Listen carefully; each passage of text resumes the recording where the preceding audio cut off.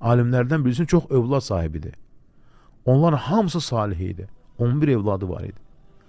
İnsanlar onun evladlarının salihinə görə ona həsəd apardılar. Yəni xeyirli həsəd qibdə. Onun övladlarından biri mənə danışdı. Bir gün bir nəfər gəldi, soruşdu. Dedi ki, maşallah, övladlarınızın hamısı salihdir. Bunun səbəbi nədir? Gülümsəyərək alim belə cavab verdi. Vallahi deyir, mən onlar üçün dua etməyi heç vaxt tərk etmirəm. Deyir. Gecə namazı qılıram, səcdəyə gedirəm və Allahdan onlar üçün hidayət istəyirəm. Bu duanın bəhrəsidir.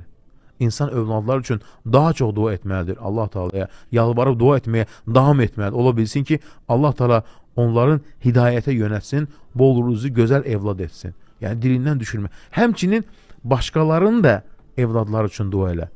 Deyir ki, Allahım, dostum, sevdiyim, qonşularım, yəni hamısının evladını islah eylə.